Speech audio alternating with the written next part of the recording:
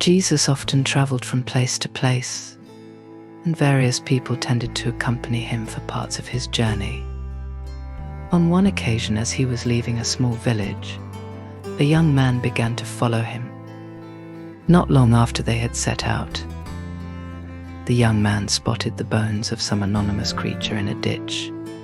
His curiosity was raised, and believing that he had discovered an abandoned human skeleton, he started to poke the bones with his stick. "Are you not the greatest prophet on the face of the earth?" he asked Jesus. "Then you must know the secret of bringing back the dead."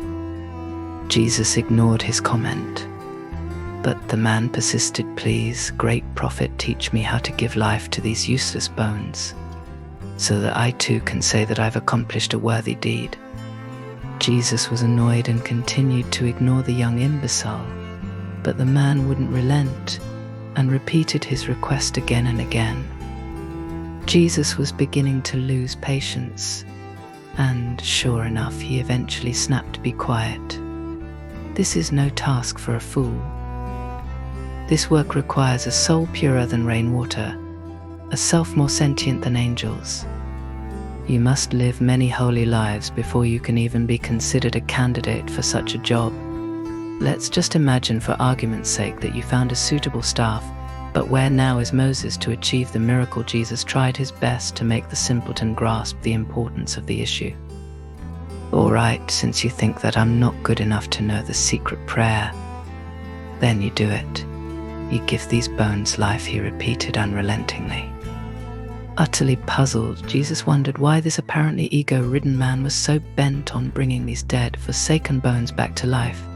He turned to God, imploring him to divulge the reason for this challenge, and soon he heard a voice in his head.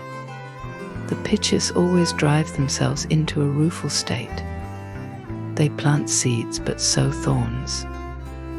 And those who sow thorns have no place in the divine garden. In their hands, every rose will become a thorn. If they fall in love, their beloved will turn into a venomous snake, for their spirit is dark and nasty. Their talent is in creating poison, unlike the true alchemist, who turns everything into precious gold." Quite curious by now, Jesus decided to fulfill the young man's demand, hoping to discover the purpose of this predicament that he found himself in, as well as ridding himself of the fellow's exasperating company.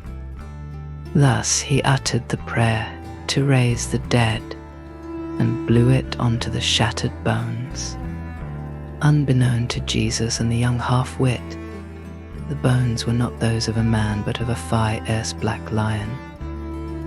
In no time, the lion, raised from the dead, snapped the young man's head off, broke his arms and legs, and shredded his body. Standing a few paces away, Jesus witnessed the attack in awe. Cautiously, he approached the lion. "Why did you tear this poor man apart?" "He just made me give you back your life. I decimated his body because he had made you angry, O great prophet," said the lion obediently. "Then why don't you eat his flesh?" inquired Jesus. "It's not my fate today to be nourished by his body," replied the grateful lion, who then turned around and walked toward the distance.